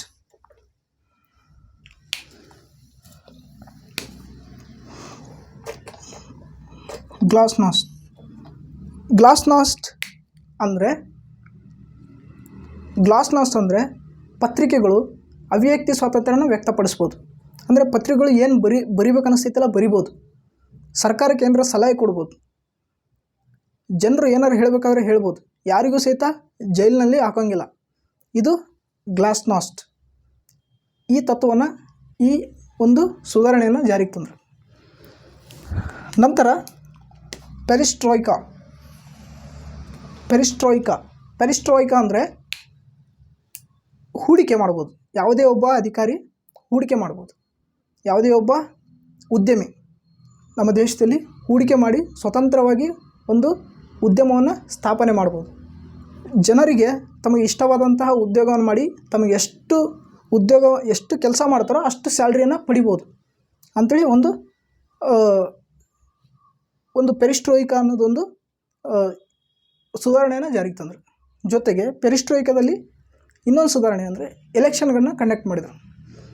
ಅಂದರೆ ಇಲ್ಲಿರುವಂಥ ಎಲ್ಲ ಸೋವಿಯತ್ಗಳು, ಎಲ್ಲ ಗಣರಾಜ್ಯಗಳು ತಮ್ಮ ಅಧಿಕಾರಿಗಳು, ತಮ್ಮ ಆಡಳಿತಗಾರರನ್ನು ತಾವೇ ಚುನಾವಣೆ ಮೂಲಕ ಏನು ಮಾಡ್ಬೋದು? ಚುನಾವಣೆ ಮೂಲಕ ಅವರನ್ನು ಆರಿಸಿ ತರ್ಬೋದು ಅಂಥೇಳಿ ಪೆರಿಸ್ಟ್ರೋಯಿಕಾದಲ್ಲಿ 2 ಪ್ರಮುಖ ಸುಧಾರಣೆ, ಒಂದು ಎಲೆಕ್ಷನ್, ಇನ್ನೊಂದು ಉದ್ಯಮವನ್ನು, ಹೂಡಿಕೆಯನ್ನು, ಇನ್ವೆಸ್ಟ್ಮೆಂಟನ್ನು ಅಲ್ಲಿ ಮಾಡೋದು. ಗ್ಲಾಸ್ನೋಸ್ಟ್ನಲ್ಲಿ ಅಭಿವ್ಯಕ್ತಿ ಸ್ವಾತಂತ್ರ್ಯ, ಪತ್ರಿಕಾ ಸ್ವಾತಂತ್ರ್ಯ ಮತ್ತು ಸರ್ಕಾರವನ್ನು ಟೀಕಿಸಿದರೂ ಸಹಿತ ಅವರಿಗೆ ಜೈಲಲ್ಲಿ ಹಾಕೋಂಗಿಲ್ಲ. ಈ 2 ಸುಧಾರಣೆಗಳು ತತ್ಕ್ಷಣ ಕಾರಣ ಆಕ್ಕವು. ಏನು ಕಾರಣ ಆಗುತ್ತಂದರೆ, ಈ ಸುಧಾರಣೆ ನಂತರ ಏನು ಮಾಡ್ತಾರೆ ಅಂದರೆ, ಎಲ್ಲರೂ ಏನು ಮಾಡ್ತಾರೆ, ಸರ್ಕಾರದ ವಿರುದ್ಧ ಆರ್ಟಿಕಲ್ ಬರೆಯೋಕ್ಕೆ ಸ್ಟಾರ್ಟ್ ಮಾಡ್ತಾರೆ. ಅಂದರೆ ಸರ್ಕಾರಕ್ಕೆ ಲೆಟ್ರ್ ಬರೀತಾರೆ. ಈ ರೀತಿ ಸುಧಾರಣೆ ಮಾಡ್ಬೇಕು, ಈ ರೀತಿ ಸುಧಾರಣೆ ಮಾಡ್ಬೇಕು ಎಲ್ಲರೂ ಬರೀತಾರೆ. ಅಷ್ಟೊತ್ತಿಗಾಗಲೇ ಎಲ್ಲೆಡಿ USSRನ ಜನ ಶಿಕ್ಷಣವನ್ನು ಸಾಧಿಸಿರ್ತಾರೆ. ಎಲ್ಲರಿಗೂ ಶಿಕ್ಷಣ ಸಿಕ್ಕಿರ್ತೈತಿ. ಅವ್ರ ದೇಶ ಯಾವ ದಿಕ್ಕಿಗೆ ಹೊಂಟಿದೆ ಅಂತ ಅವ್ರಿಗೆ ಗೊತ್ತಿರ್ತೈತಿ. ಈ ರೀತಿಯಾದಂಥ ಒಂದು ಸಮಯದಲ್ಲಿ ಈ 2 ಸುಧಾರಣೆಗಳು ಅವರಿಗೆ ಪ್ರೇರಣೆ ನೀಡ್ತೈತಿ. ಈ ಮಿಖೈಲ್ ಗೋರ್ಬಚೋವ್ ಈ ಸಿದ್ಧಾಂತಗಳನ್ನು, ಈ ಮಿಖೈಲ್ ಗೋರ್ಬಚೋವ್ ಏನಿದಾನಲ್ವ, ಇವನಿಗೂ ರಷ್ಯಾದ ಅಭಿವೃದ್ಧಿ ಮತ್ತು ರಷ್ಯಾವನ್ನು ಈ ದೇಶಗಳೊಂದಿಗೆ ಸ್ವತಂತ್ರ ಮಾಡಬೇಕು ಅನ್ನೋದು ಒಂದು ಕಲ್ಪನೆ ಇರ್ತೈತಿ. ಈ ರೀತಿಯಾಗಿ 2 ಸುಧಾರಣೆಗಳು ರಷ್ಯಾವನ್ನು ಹೊಸ ದಿಕ್ಕಿನತ್ತ ತೊಗೊಂಡು ಹೋಗ್ತೈತಿ. ಈ 2 ಸುಧಾರಣೆಯಿಂದ ಈಸ್ಟೋನಿಯಾ, ಲ್ಯಾಟ್ವಿಯಾ, ಲಿಥುವೇನಿಯಾ ಸ್ವತಂತ್ರ ದೇಶಗಳು ಅಂತೇಳಿ ಘೋಷಿಸ್ಕೊಳ್ತವೆ ಮತ್ತು ಹಲವಾರು ದೇಶಗಳು ಸ್ವತಂತ್ರ ಅಂತೇಳಿ ಘೋಷಿಸ್ಕೊಳ್ತವೆ. ನಂತರ 1991ರಂದು ಆಗಸ್ಟ್ ಕೂಪ್ ಅಂತೇಳಿ ಕರೀತಾರೆ. ಆ ಸಮಯದಲ್ಲಿ ಮಿಖೈಲ್ ಗೋರ್ಬಚೋವ್ ಇಲ್ಲಿ ಬಂದಿರ್ತಾರೆ. ಕ್ರಿಮಿಯಾಕ್ಕೆ ಬಂದಿರ್ತಾರೆ. ರಷ್ಯಾದಿಂದ ಕ್ರಿಮಿಯಾಕ್ಕೆ ಯಾರು ಬಂದಿರ್ತಾರೆ? ಮಿಖೈಲ್ ಗೋರ್ಬಚೋವ್. ಇವರನ್ನು ಏನು ಮಾಡ್ತಾರೆ, ಕಮ್ಯುನಿಸ್ಟ್ ಪಕ್ಷದ ಸದಸ್ಯರು ಇವರನ್ನು ಕಿಡ್ನಾಪ್ ಮಾಡ್ತಾರೆ. ಒಂದು ಪ್ರದೇಶದಲ್ಲಿ ಅವರನ್ನು ಕಿಡ್ನಾಪ್ ಮಾಡಿ ಬಂಧಿಸಿಟ್ಟು ಈ USSRನಲ್ಲಿ ಎಮರ್ಜೆನ್ಸಿ ಘೋಷಣೆ ಮಾಡ್ತಾರೆ. ಯಾಕಂದರೆ ಮಿಖೈಲ್ ಗೋರ್ಬಚೋವ್ ಒಬ್ಬ ಸುಧಾರಣಾವಾದಿ. ಅಂದರೆ ಎಲ್ಲರಿಗೂ ಸಹಿತ, ಅಂದರೆ ನಮ್ಮ ದೇಶದಲ್ಲಿ ಕಂಡುಬರುವಂಥ ಎಲ್ಲ ಜನರಿಗೆ ಸ್ವಾತಂತ್ರ್ಯ ಸಿಗಬೇಕು, ಅವರ ಹಕ್ಕು, ಅವರು ಸ್ವತಂತ್ರವಾಗಿ ಬದುಕಬೇಕು, ಖುಷಿಯಾಗಿರಬೇಕು ಅನ್ನೋದು ಒಂದು ಕಾನ್ಸೆಪ್ಟ್ ಮಿಖೈಲ್ ಗೋರ್ಬಚೋವ್ ಇರ್ತೈತಿ. ಆದರೆ ಈ ಕಾನ್ಸೆಪ್ಟು ಕಮ್ಯುನಿಸ್ಟ್ ಪಕ್ಷದಲ್ಲಿರೋ ಸದಸ್ಯರಿಗೆ ಇಡಿಸೋಲ್ಲ. ಅವ್ರು ಏನು ಮಾಡ್ತಾರೆ, ಮಿಖೈಲ್ ಗೋರ್ಬಚೋವ್ನ ಕ್ರಿಮಿಯಾದಲ್ಲಿ ಬಂಧಿಸಿಟ್ಟು ಏನು ಮಾಡ್ತಾರೆ, ಮಿಖೈಲ್ ಗೋರ್ಬಚೋವ್ಗೆ ಆರೋಗ್ಯ ಸರಿಯಿಲ್ಲ, ಆದ್ದರಿಂದ ರಷ್ಯಾವನ್ನು ನಾವೇ ಆಳ್ತೀವಿ ಅಂತೇಳಿ ಹೇಳ್ತಾರೆ. ಯಾರು? ಕಮ್ಯುನಿಸ್ಟ್ ಪಕ್ಷದ ಸದಸ್ಯರು. ಈ ರೀತಿ ಹೇಳಿದ ತಕ್ಷಣ ಇಲ್ಲಿರುವಂಥ ಜನರು ದಂಗೆ ಎದ್ಬಿಡ್ತಾರೆ. ಜೊತೆಗೆ ಈ ದೇಶಗಳು ಕಮ್ಯುನಿಸ್ಟ್ ಪಕ್ಷವನ್ನು ತ್ಯಜಿಸಿ ಪ್ರಜಾಪ್ರಭುತ್ವವನ್ನು ಅಳವಡಿಸ್ಕೊಂಡ್ಬಿಡ್ತಾವೆ. ಇಲ್ಲಿ ಸಹಿತ ಎಲೆಕ್ಷನ್ಗಳು ಕಂಡಕ್ಟ್ ಆಗಿರ್ತವೆ ಆಲ್ರೆಡಿ. ಈ ದೇಶಗಳು, ಇಲ್ಲಿರುವಂಥ ಈ ದೇಶಗಳು ಏನು ಮಾಡ್ತವೆ, ದಂಗೆ ಎದ್ದೇಳ್ತಾರೆ. ಯಾಕೆ ದಂಗೆ ಹೇಳ್ತಾನೆ? ಮಿಖೈಲ್ ಗೋರ್ಬಚೋವ್ನ ಬಂಧಿಸಿಟ್ಟಿದ್ದ ಎಮರ್ಜೆನ್ಸಿ ಲಾಗು ಮಾಡಿದ್ದರಿಂದ, ಎಮರ್ಜೆನ್ಸಿ ಹೇರಿದ್ದರಿಂದ ಈ ಯಾರು ಕಮ್ಯುನಿಸ್ಟ್ ಪಕ್ಷದ ಸದಸ್ಯರೊಂದಿಗೆ ದಂಗೆ ಹೇಳ್ತಾರೆ, ವಿರುದ್ಧ ದಂಗೆ ಹೇಳ್ತಾರೆ. ಈ ದಂಗೆಯ ಸಮಯದಲ್ಲಿ ಯಾರು ಬರ್ತಾರೆ ಅಂದರೆ ಬೋರಿಸ್ ಎಲ್ಸಿನ್ ಅಂತೇಳಿ. ಬೋರಿಸ್ ಎಲ್ಸಿನ್ ಏನಿರ್ತಾನಲ್ವ, ಇವನು ಮಿಖೈಲ್ ಗೋರ್ಬಚೋವ್ನ ಫ್ರೆಂಡ್, ಅಂದರೆ ಒಬ್ಬ ಸ್ನೇಹಿತ, ಒಳ್ಳೆಯ ಸ್ನೇಹಿತ. ಬೋರಿಸ್ ಎಲ್ಸಿನ್ ಏನು ಮಾಡ್ತಾನೆ, ಈ ದಂಗೆ ಎದ್ದಂಥ ಜನರು ಎಲ್ಲ ಇಡೀ ಮಾಸ್ಕೋ ಒಳಗೆ ದಾರಿಯಲ್ಲಿ ಶಾಂತಿಯುತವಾಗಿ ಮೆರವಣಿಗೆ ಸ್ಟಾರ್ಟ್ ಮಾಡ್ತಾರೆ. ಅವರ ನೇತೃತ್ವವನ್ನು ವಹಿಸಿದ್ದವನು ಯಾರಂದರೆ ಈ ಬೋರಿಸ್ ಎಲ್ಸಿನ್. ಬೋರಿಸ್ ಎಲ್ಸಿನ್ ಯಾವಾಗ ದಂಗೆಗೆ ಸಪೋರ್ಟ್ ಮಾಡ್ತಾನೋ ಆವಾಗ ಬೋರಿಸ್ ಎಲ್ಸಿನ್ ಒಬ್ಬ ಮೇನ್ ನಾಯಕನಾಗಿ ಕಾಣ್ತಾನೆ ಅಲ್ಲಿ. ಆ ಸಮಯದಲ್ಲಿ ಮಿಖೈಲ್ ಗೋರ್ಬಚೋವ್ ಬಂಧನದಲ್ಲಿರ್ತಾನೆ. ಬೋರಿಸ್ ಎಲ್ಸಿನ್ ಏನು ಮಾಡ್ತಾನೆ, ಈ ಜನರ ನಾಯಕತ್ವವನ್ನು ವಹಿಸ್ಕೊಂಡು ಏನು ಮಾಡ್ತಾನೆ, ಈ ಎಲ್ಲ ದೇಶಗಳಿಗೆ ಸ್ವಾತಂತ್ರ್ಯವನ್ನು ಘೋಷಿಸ್ತಾನೆ. ಅದೇ ಸಮಯದಲ್ಲಿ ಮಿಖೈಲ್ ಗೋರ್ಬಚೋವ್ ಬಿಡುಗಡೆ ಆಗಿ ಬಂದು 1991 ಡಿಸೆಂಬರ್ 21ರಂದು 15 ದೇಶಗಳಿಗೆ ಅಧಿಕೃತವಾಗಿ ಏನು ಮಾಡ್ತಾನೆ, ಸ್ವಾತಂತ್ರ್ಯವನ್ನು ಕೊಡ್ತಾನೆ. ಎಲ್ಲ 15 ದೇಶಗಳ ಸದಸ್ಯರನ್ನು ಮಾಸ್ಕೋಗೆ ಕರೆದುಬಿಟ್ಟು ಏನು ಮಾಡ್ತಾನೆ, ಯಾರಿಗೆ ಸ್ವಾತಂತ್ರ್ಯ ಬೇಕೋ ಅವರಿಗೆ ಅಧಿಕೃತವಾಗಿ ಸ್ವಾತಂತ್ರ್ಯದ ಪತ್ರವನ್ನು ಬರೆದು ಕೊಡ್ತಾನೆ. ಅದಕ್ಕೇನಂತಾರೆ, ಅಲ್ಮ್ ಆಟ ಅಂತೇಳಿ ಕರೀತಾರೆ. ಅಲ್ಮ್ ಆಟ ಘೋಷಣೆ. ಯಾವುದು? ಅಲ್ಮಾಟ ಘೋಷಣೆ. ಅಲ್ಮಾಟ ಘೋಷಣೆ ಯಾರು ಮಾಡ್ತಾರೆ? ಮಿಖೈಲ್ ಗೋರ್ಬಚೇವ್. ನಂತರ ಮಿಖೈಲ್ ಗೋರ್ಬಚೇವ್ಗೆ 1990ರಲ್ಲಿ ಅಂದರೆ 1990ರಲ್ಲೇ ಅವ್ರಿಗೆ ಏನು ಮಾಡ್ತಾರೆ? ನೊಬೆಲ್ ಪ್ರಶಸ್ತಿಯನ್ನು ನೀಡ್ತಾರೆ. ಯಾರಿಗೆ? ಮಿಖೈಲ್ ಗೋರ್ಬಚೇವ್ಗೆ ನೊಬೆಲ್ ಪ್ರಶಸ್ತಿ ಬರುತ್ತೆ. ಬಟ್ ಮಿಖೈಲ್ ಗೋರ್ಬಚೇವ್ ಈಗೂ ಸಹಿತ ಇದ್ದಾರೆ, ಈಗೂ ಸಹಿತ ಬದುಕಿದ್ದಾರೆ. ನಂತರ ಬೋರಿಸ್ ಎಲ್ಸಿನ್ ಏನು ಮಾಡ್ತಾನೆ? ರಷ್ಯಾದ ಅಧ್ಯಕ್ಷನಾಗ್ತಾನೆ. ಇದು ರಷ್ಯಾದ ವಿಭಜನೆ. ಇದರಲ್ಲಿ ನಿಮ್ಗೆ ಏನಾದ್ರು ಅರ್ಥ ಆಗಲಿಲ್ಲ ಅಂದ್ರೆ ಕೇಳಿ, ನಂತರದ ಕ್ಲಾಸಲ್ಲಿ ನಿಮಗೆ ಎಕ್ಸ್ಪ್ಲೇನ್ ಮಾಡ್ತೀನಿ. ಏನಾದರೂ ಇದ್ದರೆ ಕಮೆಂಟ್ ಮಾಡಿ. ಈ ರೀತಿಯಾಗಿ ಏನಾದರೂ ಹೇಳಬೇಕಾಗಿತ್ತು ಅಂದ್ರೆ ನಿಮಗೆ, ಅಂದರೆ ಈ ಬರ್ಲಿನ್ ಗೋಡೆ ಸಮಸ್ಯೆ ಅಥವಾ ನೆಕ್ಸ್ಟ್ ಕ್ರಿಮಿಯಾ ಯುದ್ಧ, ಈ ರೀತಿಯಾಗಿ ಯಾವುದಾದ್ರೂ ಅಂತಾರಾಷ್ಟ್ರೀಯ ಸಮಸ್ಯೆಗಳ ಬಗ್ಗೆ ಹೇಳಬೇಕಾ, ನಿಮ್ಗೆ ಏನಾರ ಅಂತಾರಾಷ್ಟ್ರೀಯ ಸಮಸ್ಯೆಗಳ ಬಗ್ಗೆ ನಿಮ್ಗೆ ಏನಾರು ಕ್ಯೂರಿಯಾಸಿಟಿ ಇತ್ತು ಅಂದರೆ ಕೇಳಿ, ಕಮೆಂಟ್ ಮಾಡಿ. ನಾನು ನೆಕ್ಸ್ಟ್ ಕ್ಲಾಸಲ್ಲಿ ನಿಮ್ಗೆ ಅದ್ರ ಬಗ್ಗೆನೂ ಹೇಳ್ತೀನಿ. ಜೊತೆಗೆ ಜಿಯೋಗ್ರಫಿ ಜೊತೆಗೆ ಇದನ್ನು ಸಹಿತ ಒಂದೊಂದು ಕ್ಲಾಸನ್ನು ನಾನು ಮಾಡ್ತಾಯಿರ್ತೀನಿ. ಓಕೆ.